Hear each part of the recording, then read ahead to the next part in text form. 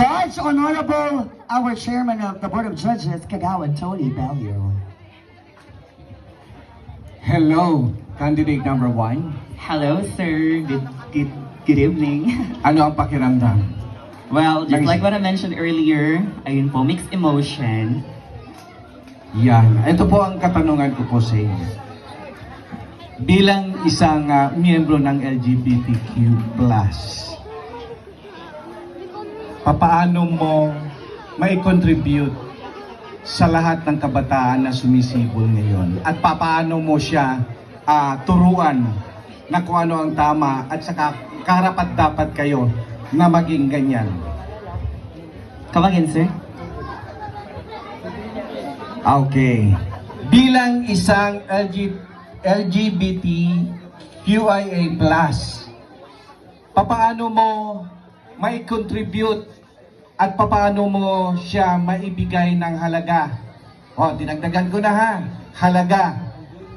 Bilang isang LGBT, papaano mo siya mai-share at paano mo sila ang magiging ehemplo sa lipunan? Wow, thank you so much for that very interesting question. So before I answer that particular question, let me just give to you a short story of mine.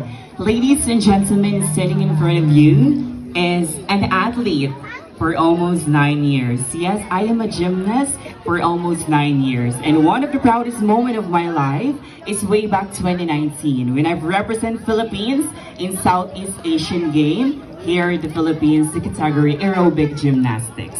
Aside from that, when I've started joining pageants, I receive a lot of negative feedback that's shown behind my back that I will never ever win a crown simply because I am not that beautiful enough, sexiest enough, and smartest enough, unlike the other. So the question is, how can I educate people that we, part of LGBT, is the capable of the whole humanity? Simply by this, we are multifaceted.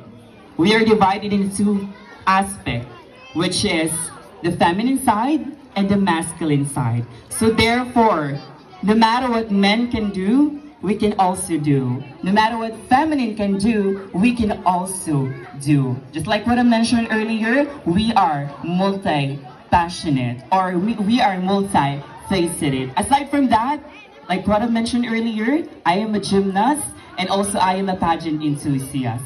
And I want to use this as my platform and as my voice to educate everyone here in our society. Not certainly here in our society, but at the rest of the world, that you should not be afraid of who you are. Instead, show who you are and spread your talents. Because at the end of the day, it is not about the philosophunctialists around you, but it's about you and yourself. For at the end of the day, a dream does not become reality through magic. It takes sweat, determination, and hard work. Magandang gabi po. Your judge is SK Kagawad Carl Luxi. Listen very carefully, okay? Everyone, please remain silent. Hi, candidate number 2. Your question is... Ito na nga. Ayan. In a world that is constantly evolving, how will you adapt and ensure that the Miss Gay pageant remains relevant and impactful for future contestant and contestant of LGBT community? Once again, in a world that is constantly evolving, how will you adapt and ensure that the Miss Gay pageant remains relevant for the future contestant of LGBT community? Mga mahal kong hurado at manonood, bagamat ang question ay English pero sasagutin ko po sa Tagalog. Base sa aking pagkakaintindi, ano daw po yung magandang impact sa pag-join ng pageant? Para po sa akin, kagaya ko bilang isang first-timer, nagbibigay ito ng motivation to fight anything, to fight another day, another year, para magawa ko sa mga susunod na araw, sa mga susunod kong laban. Yung pagiging pagsali sa mga pageantry, yung nagbibigay ng motivation sa akin para magawa ko yung the best ko. Dahil naniniwala po ako, walang nag-umpisa sa mataas. you can do anything. Small thing can be a big thing. And I thank you. See, it's not your first. And your judge is none other than our ever beautiful Miss Cindy Evangelista. Good evening, ma'am. Good evening. Yes. The questions goes like this. If you could live 1 year in another woman's shoes, would you choose and why? Who would you choose and why? Again, if you live 1 year from another woman's shoes, who would you choose and why? Given a chance to be a shoes of a woman for 1 year, or 1 day, or whatsoever it is, who would it be and why? Might other people would think it would be the mother, might other it Wapo Anggod, Miriam Defensor Santiago, but I would like to answer it differently. I would like to fill in the shoes of our Virgin Mary. Why should I say so? Because I would like to experience how she feels when Jesus Christ crucified on the cross, and how she will able to uplift herself while his son is on the cross. This is something that I would like to impart to myself and to alleviate to other people as well, that is not very easy. It is a struggle as a mother. If you saw your son or your daughter happening what is in there, if it is negative or not, you feel sorrow, you feel sad. So if I am Virgin Mary, I would experience that you are not here because of not my son reason why he is on the crucifix and cross. And that's the main reason why I choose her fill in, because I want to feel her what she feels, and that's the reason behind why we are here living freely in this universe. Thank you. Thank you, Ms. Pauline Am. Ms. Marilyn Astilo. Everyone, please, wag pong maingay pa nagtatanong ating mga horado para mapakinggan maigi ng ating mga kandidata. Okay, Ms. Marilyn? Hello, good evening. As a member of the LGBT community, what would you think is your biggest contribution in the society? Ladies and gentlemen, simple question, have a simple answer. Ladies and gentlemen, as a gay, I always been discriminated, humiliated and neglected here in our society. The only thing that I can do here in our society is to give love, respect, and contribute. Because ladies and gentlemen, being a homosexual, you must be an asset, not to become a liabilities. Because it's not important either you're a man, you're a woman, you're a gay, or you're a lesbian, because the gender is not a question at all. The most important is, you know, what is your capability to do your responsibility to your friend, to your family, and most especially to your co-Filipino people. Thank you so much. We miss the ever beauty, the controversial Miss Bea Bianca Andaluz. Hello, good evening, candidate number 5. The question is, what is your greatest weakness? Alright, thank you for that question. Alright, so what would be my greatest weakness? That would be losing all of my interest in life. Ladies and gentlemen, we are living now here in our generation wherein all of us are being dramatic. All of us are suffering from anxiety. All of us are definitely facing a lot of fear. But one thing for sure that I wanted to express to everyone, especially to the young ones, stop it. Stop overthinking everything and focus on the happiness.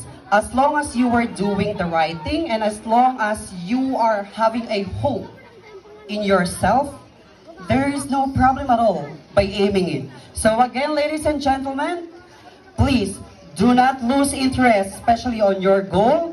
One thing that is most powerful is definitely hope and believing yourself. Thank you.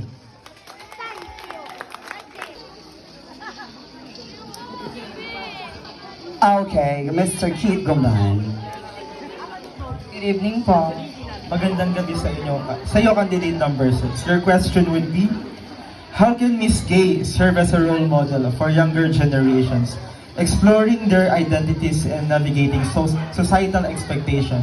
Once again, your question would be, how can Miss Gay serve as a role model for younger generations, exploring their identities and navigating societal expectations? Kung pakitagalog ba po ang question? Ay, sa simpleng words in Tagalog.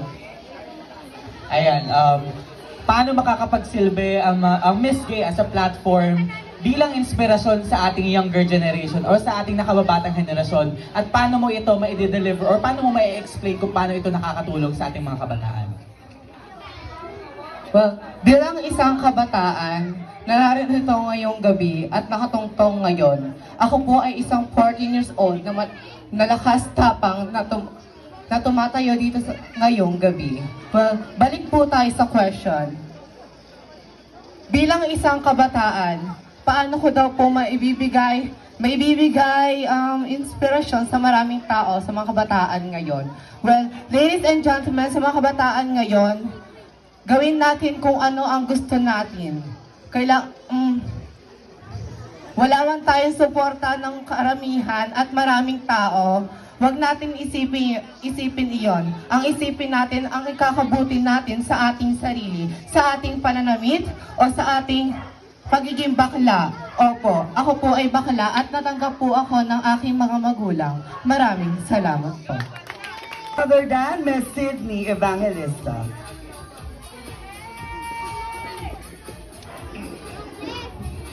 Hi, candidate number 7. Yeah. Okay, the questions goes like this. What is your productive accomplishment? Again, what is your productive accomplishment? Well, my productive accomplishment, well, it's about, you know what, it's hard to explain in my 25 years of existence. But if you will know, I'm a father of my very own son. So, if you will ask me about accomplishment, then let me take back what happened. It was, I was living in Rosario, Pasig, then someone, I having an affair with a woman. So, since hindi ko alam yung kasarian ko noon, parang may nangyari sa amin. Then, after 2 months, sinabi niya na buntis siya. So, ako, i-request ng mama ko is parang kailangan magkaroon daw ako ng apo. Pero alam ko sa sarili ko kasing bakla ako. But still, nang ibabaw siguro yung pagkalalaki ko dahil siguro I'm so tipsy. Pero alam ko ginagawa ko. Let me be realistic about that successful. For me, the successful that I think that I accomplished, that I did, is I do my responsibility as a father.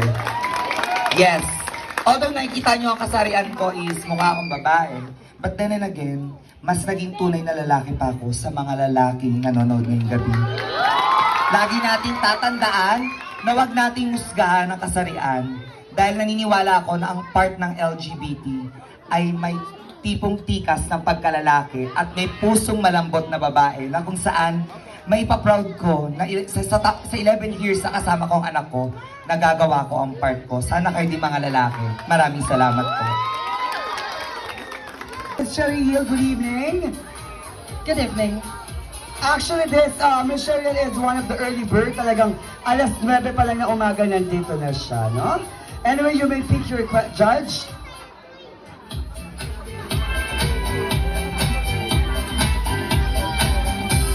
Miss Marilyn Asilo. Good evening, ma'am.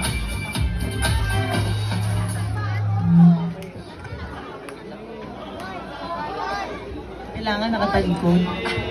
Sorry. Hello. Question is, who is the person that you look up to and why? Siyempre, bakit ka naging ganyan? Meron kang inspirasyon o kung sino man yun? Wow, thank you so much for that very mind-boggling question. The person I look up to, since I am a part now of an LGBTQIA+ community, is my loving mother. Why should I say so? Because my mom, when I was a kid, she is the one who stands as a father and also a mother to me as his only child. And by that, ginamit niya po lahat ng resources para mapagtapos po ako ng pag-aaral. And I am proud to say to you, ladies and gentlemen, that this gay standing in front of you is a graduate of college with a degree of Bachelor of Science major in accounting. And I am working in one of the largest BPO here in the country, which is Accenture to be exact. And I am proud to say that I am the youngest operations manager. So that my mother is the one who uplift me. Siya ang gumapang simula sa aking pag-aaral mula kinder, elementarya, sekundarya hanggang sa kolehiyo. Ngayon po, bali ginagamit ko na ang pagiging bakla ko upang suklian ang paghihirap na ginawa ng aking magulang. Lagi natin pakakatandaan mga ginukongorado at manonood na ang simpleng pagsabi ng I love you sa iyong magulang ay isang pinakamagandang bagay na ibibigay mo sa kanyang paghihirap simula nung ikaw ay bata pa hanggang sa kung ano ka ngayon. Maraming salamat po. SK Kagawad, Miss Carl Luxine. Hello, candidate number 9. It's my pleasure to be asked a question coming from Mr. Carl Martin. Thank you so much. Same with you. Charot. So, this is question. How do you envision breaking stereotype and promoting acceptance through your platform as Miss Gay? Once again, how do you envision breaking stereotypes and promoting acceptance through your platform as Miss Gay? From the word itself, stereotype, it just only show that for you to be able to be accepted by the community, you must learn how to respect yourself first. It always comes within yourself before you're going to ask other people if they wanted to respect you in return. This simple pageant that we are enjoying right now serves as a platform for every LGBTQIA+ community just to showcase and tell every one of you that we deserve the respect coming from the humanity itself. We cannot deny the fact that there is a straight man, there is a straight woman who is actually watching the pageant in tonight's competition. But the very question behind is just, what is your purpose? Why are you here? Simply because you just wanted to know, out of curiosity, if what LGBTQIA+ community can offer towards you, the lesson that you will learn from us. But always remember that this is not off the stage. When the lights are off, the people are gone. What is essential if what is the mark and the lesson that you can live to its humanity. Thank you. Question and answer. None other than our chairman of the Board of Judges, Kagawa Tony Bello. Hello, beautiful. Talagang beautiful naman talaga, di ba? So, the question is, if Crown, what specific initiative to address, If Crown, what specific initiative or project would you undertake to address important issues faced by the LGBTQ community? Again, if Crown, what specific initiative or projects would you undertake to address important issues faced by the LGBTQ community? You know what, I will answer that question direct and automatically to the point. First and foremost, winning a crown for tonight's competition is not just an ordinary task, because you will be a role model to each and everyone. You will become a responsible one in order for you to inspire other people. So, if I will be giving a chance to crown for tonight's competition, I think the things that I'm going to do to LGBT community is to promote the Soju Bill. You know what, why? Soju Bill is not just only for the LGBT community. Soju Bill is also for the people, for the woman, and for a man.